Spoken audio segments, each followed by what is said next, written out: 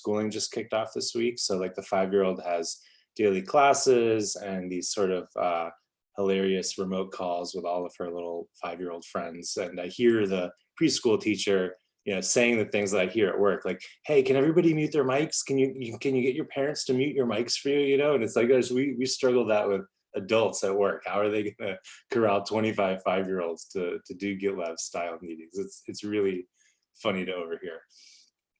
So she's busy with that, and she likes doing art and stuff in her spare time, so like drawing and things like that. So that's easy to do inside.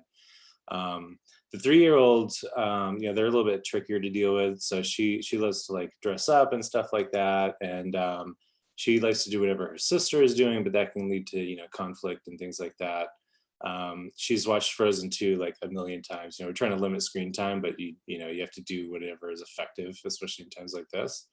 And then the 6-month-old, like, she's kind of just getting out of the period where like infants, they don't actually physically realize they are a separate entity from their mothers, right? And so like her favorite activity is just being part of that dyad. And that's sort of like just starting to change a little bit. But luckily, each one of our kids have gotten progressively easier. And so and she's our easiest kid so far.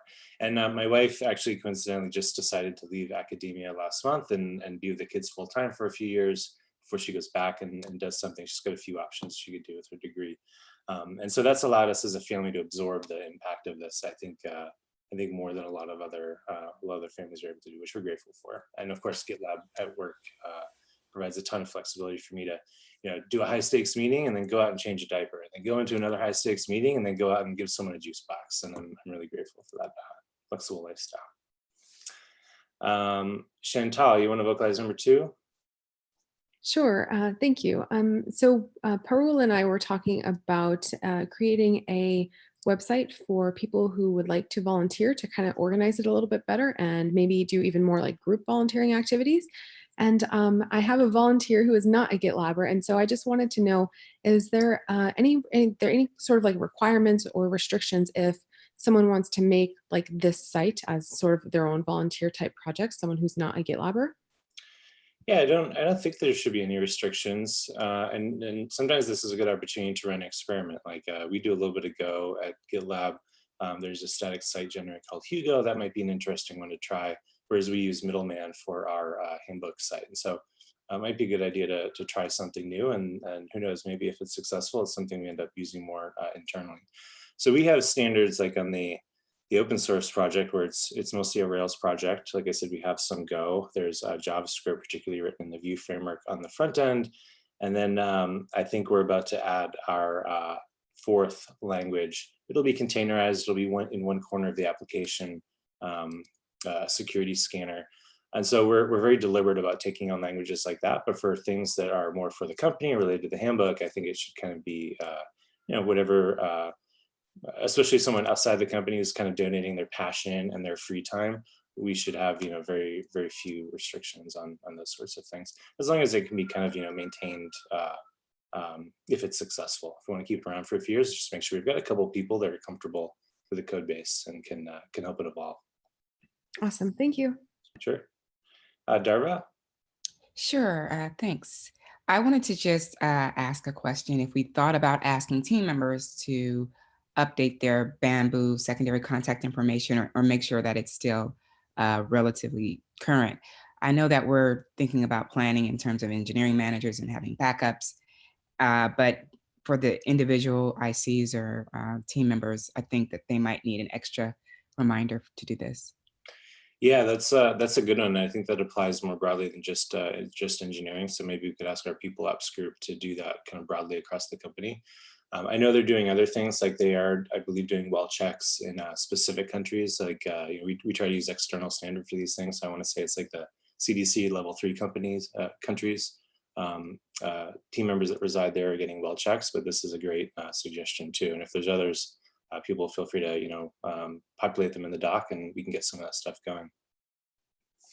There is also and if Rose is online, our people ops business partner in engineering, maybe she can dig up the MR. There is a COVID-19 specific leave policy that is being authored. I don't know if it's merged yet, but people, can read the MR and ask questions, maybe influence it before it goes live. Lucas, number 4. Yes. Any news on the mystery fourth programming language that could be utilized at GitLab soon? I think it was mentioned in the fiscal year kickoff. Yeah, it's related to a small acquisition we're doing. I don't think that has fully closed, so that's the reason for the mystery. We're very rarely non-transparent about things, but when it's tied to acquisitions or financial matters, that's one of the reasons where we kick in our not public rules through Google GitLab communication. There's a page about like what is specifically not public, and we try to be transparent by default, except for things on that list. But I think we're all feeling like it's just sliding down. I was about to say sliding downhill. That sounds negative. It's imminent. It's about to happen. It's just a matter of time. And so it's going to be, so I can say a little bit more about it. It will likely be C#.net. And so for people in the company who have that as a sidecar to their engineering experience or want an opportunity to do something new, we're going to build a team of about 4 in addition to this individual we're bringing on board. And it'll be a neat little project related to the security scanning space. Does that answer your curiosity for the time being? Cool. Kyla? Thanks, Eric. I was curious. I see you are currently looking for a chief of staff, and I was just looking to see what specific things are you hoping to accomplish by hiring a chief of staff? Yeah, so great question. We're actually not actively looking for it now. When we changed our hiring plan, this is one of the roles I said like, we can get by without this. Our hiring plan went from, gosh, I think the initial versions were 70%. Now we're growing 20%, and that was before COVID-19. And so this is one of the roles like, this could make myself and my leaders more effective, but given everything that's happening, we feel like we can make it work ourselves. It also gives us time to kind of learn from Sid's new chief of staff, who's starting. I want to say if they haven't started by now, it's like next week or something. It's very imminent. So we'll see. I know Emily's excited about that, and so we'll be able to learn from that model about what works versus what has to be tuned up about our ideas. Nadia says the Sid's chief of staff is starting on the 30th of March, so that's in a few days, early next week. I did link to a doc here. This doc was just kind of a brainstorming of things that I find myself doing, things that my reports find ourselves doing, our finance business partner, our people ops business partner, and my EBA that might be transitioned to this other role. One, it's really important that there's enough overlap between all those roles where there's, I think, understanding and empathy for how people work, but not so much overlap where people feel like they're colliding with someone, right? Like everybody should have kind of their own responsibilities, their sphere of control where they could feel like they have a little bit of autonomy to be happy and effective. And also, we don't want this role to turn into just a bunch of toil that everybody else doesn't want to do, right? So there would be a mixture of directed work, but then there would also be some portion, and we kind of filled up this raw doc. We haven't carved it out yet. Definitely a strategic leverage portion as well. And then we've got questions in there like, it was a very I think we found a great chief of staff for Sid. It was a difficult hire to make. It's a pretty rare role to fill. And so one of the things we put in there is that, hey, maybe this should be an internal person when we eventually open this back up, and maybe it'll be towards the end of this year or early next year. And maybe it should be someone with, let's say like an engineering background who wants to try to do more managerial stuff, or maybe it should be someone with a completely different background that complements the rest of our background. We don't really know yet, but those are the things that we're sort of thinking about. So pause for now. Anybody's welcome to edit this doc and add ideas or ask questions, but just know that we aren't actively recruiting for it at this time. Great, thanks so much for sharing. Sure. That's it for the questions in the doc. If people have others, go ahead and just shout them out and someone will write them down for us.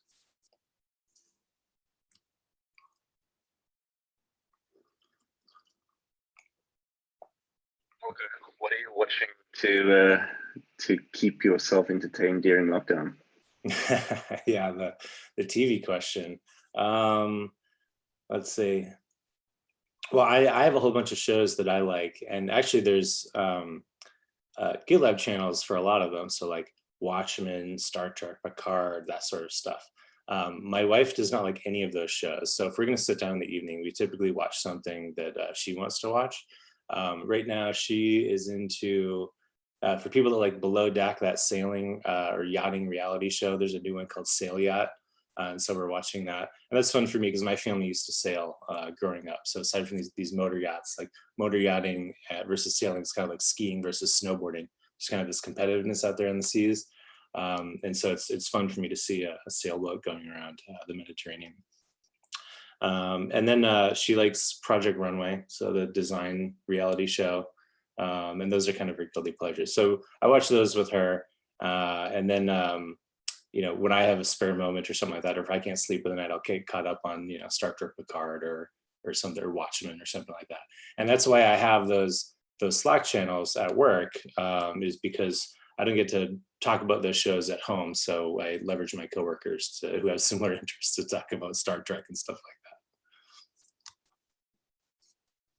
that. And then of course, like, you know, with everything going on in the world, there's a lot of really awesome podcasts and documentaries about pandemics and zoonotic diseases and stuff like that. So I'm just soaking all that stuff up like a sponge, learn as much as I can.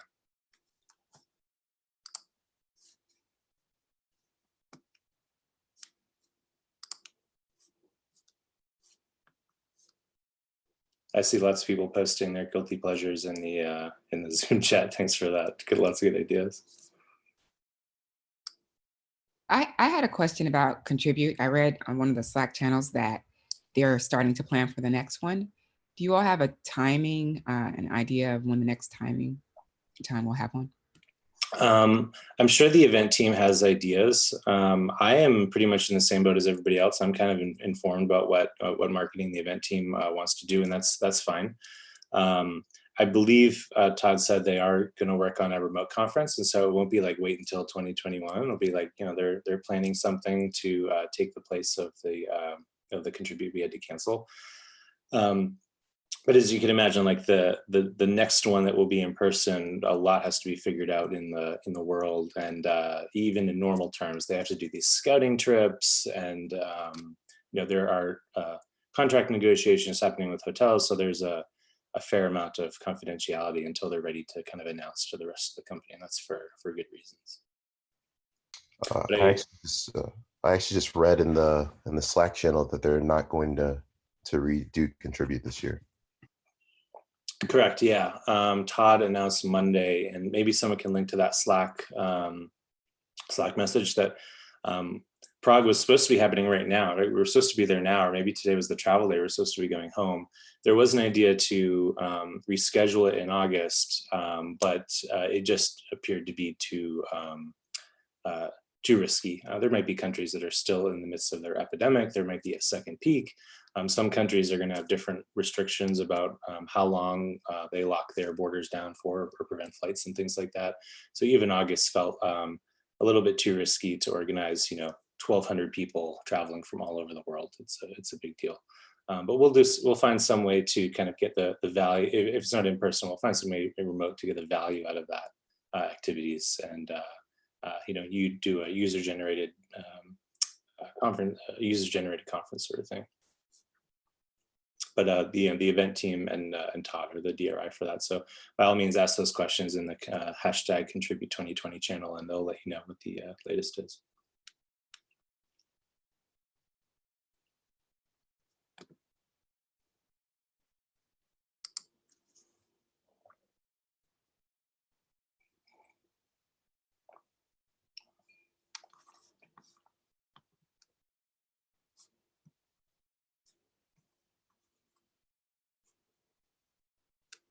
I have a question, Eric. How do you take your coffee? Yeah, good question. I'm sort of on and off coffee. I'm back on coffee now, but it's typically just like black with a little bit of almond milk. That's it, no sugar. Good to know. There's many Slack channels dedicated to coffee if you'd like to. Ah, interesting. I'm not like a coffee aficionado. It's just kind of like, caffeine to me, but that doesn't surprise me. I mean, at my previous company, there were a lot of hardware engineers, and they would build these. I mean, it looked like this chemistry setup of they're doing like pour over with very expensive lab glass and stuff like that. So I know people get way into their coffee. Lyle, you want to vocalize number 9?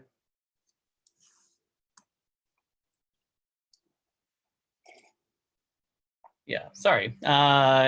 Just curious, as you transitioned into an executive role, before you went into it, what did you think it would be like?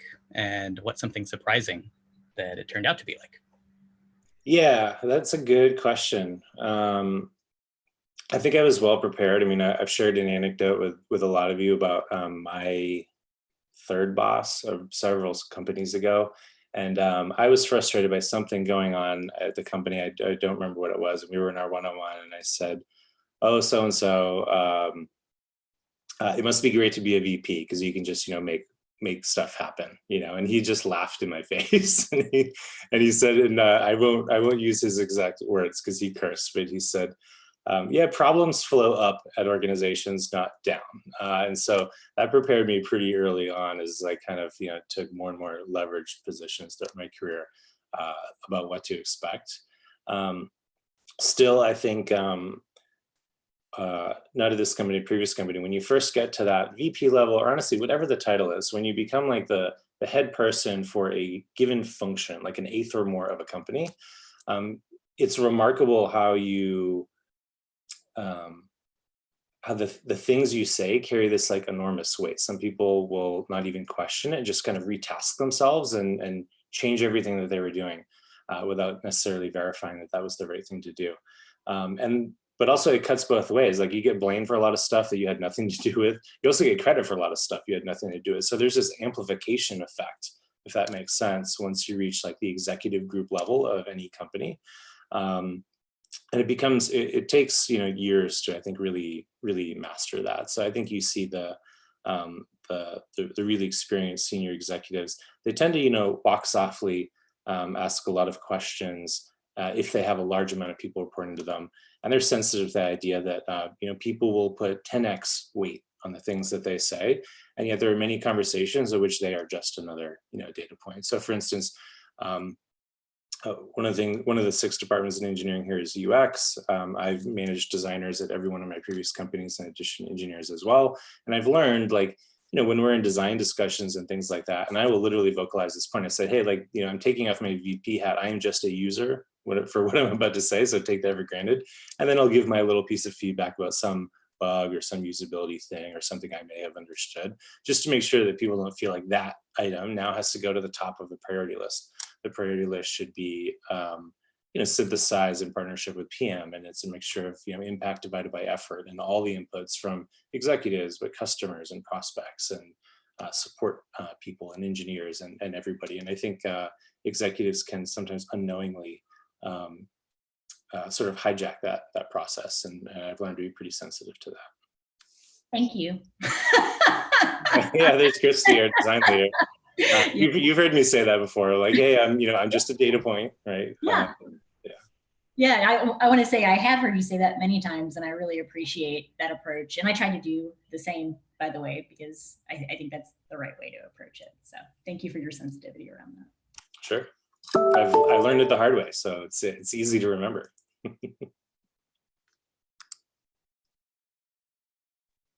Eric, I had another question. With everything with COVID-19, have you had an uptick of people reaching out to you about leading remote teams and remote work?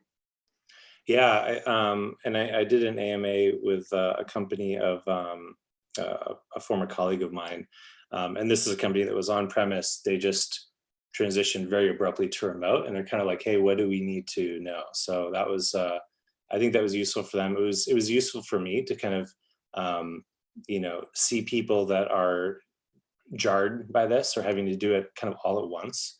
I think what's important to note is that there's, and we vocalized this in the AMA that we did with this company, there's kind of 3 things at stake. There's things that, we do at GitLab because we're committed to all remote, and it's in perpetuity, and we have to become experts at this.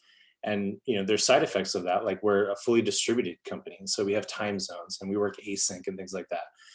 That's not really applicable to a company that is suddenly going all remote, but intends to kind of go back to more of a hybrid model or more of an on-premise model. So you just kind of have to remember, like, yeah, all that stuff we do that has become muscle memory, we have to probably not coach other organizations to do that. And then there's just stuff they need to know that is, but like the startup costs, like learning how to do all remote. And you have to be very crafty thinking through your experience here about like what advice could you give people that they could implement in a week? That's the stuff that other companies really need to know. And it's surprisingly hard to parse those two things apart. And then the third thing is the pandemic that's going on. And we are not experts in that either. That's got nothing to do with all remote. It's the two are connected sort of accidentally. And so that was an opportunity to kind of, I'm of course willing to share what we're doing for our employees to help them through this process, but also learn what other companies are doing through that. And we don't claim any special knowledge to how to manage 1,000-person organization through what's going on, which is unprecedented. So I was hopefully successful in parsing those three things and really concentrating on that middle one of what did they need in a matter of weeks to be effective and keep the company running.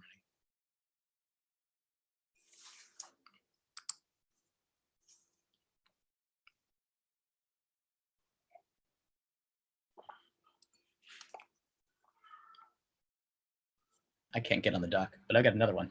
Sure. What's something that you learned at GitLab that you're going to take with you to any role that you go in the future? Not that you're leaving or anything, just. Yeah, I think it's, so I think I got a good one for this, and it's something I learned from Sid, and it's how he, transparency is one of our values, but our goal is really to be the most transparent company in the world. And one of the ways that he maintains that is really interesting and counterintuitive to me. I love counterintuitive knowledge.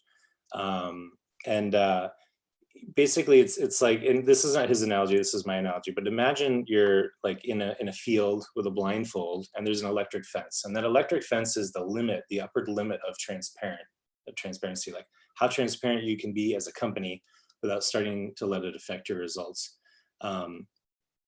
The only way that precisely where that boundary is by occasionally getting zapped by it. And so Sid says, he tolerates it, tries to make it low stakes when someone makes a mistake in the direction of transparency, meaning disclosing some piece of information within the company or outside the company that in retrospect should have remained more confidential, because it's a signal to him that we're up against that boundary. And at other companies, I think they tend to become less transparent, including my former companies and myself as a former leader. They tend to become less transparent, not because people love keeping secrets, but just because they're risk averse. They're afraid of making the mistake. And that means, going back to that field analogy, if your goal is to not get zapped by the fence, you recede from it, and next thing you know, you're 3 hills over and you don't even know where the fence is. You have no idea where it is. That's how it happens at most companies. And so that idea that we're willing to tolerate the occasional mistakes and get zapped as a reminder of like, yep, that's the boundary. Like we can go here and then we can go no further. And that is the guarantee that we are the most transparent company. That's a really interesting and counterintuitive way to do it. And so I learned that, and then I had to retrain myself. And that's something I think it would be tremendously hard at this point to work for any other company, to be honest. But if it happens, I would definitely take that forward. And then the challenge would be, how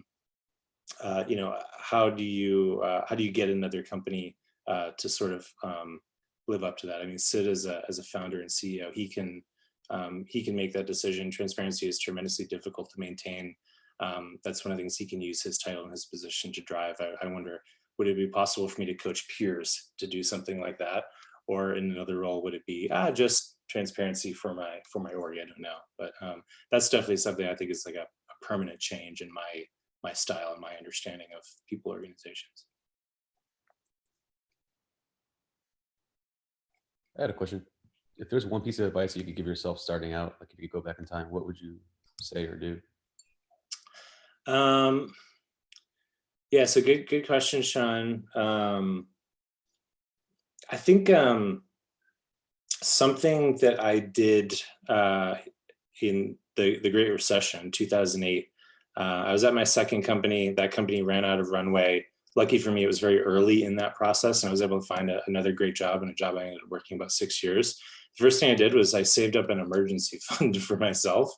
And that was, I wish I had done it earlier. I guess that would have been the advice. But what I noticed is that when I wasn't afraid of, financial consequences or macroeconomic stuff, it allowed me to turn work into less of life and death and more of a game. And the difference to me is that when something is a game, you can take risks in a controlled way, and then you can get the benefits of that. If the stakes are higher, then I think you're more hesitant to take appropriate risks. And that helped me in my finances. That helped me in my career. Certainly to take on executive positions, you have to be good at kind of sniffing out the really high impact stuff and working on that. So that would be my general advice: is just find ways that you can turn work, take it from something that is very important, which it is, but a life and death thing, and turn it into a game so that you can treat it as something that you're learning, and you're taking risks, and you're falling down, and you're picking yourself up. And I think you'll learn much faster from maintaining that sort of comportment. Thanks. Sure. It looks like we are at time, so thanks for the great questions, everybody, and talk soon. Stay healthy.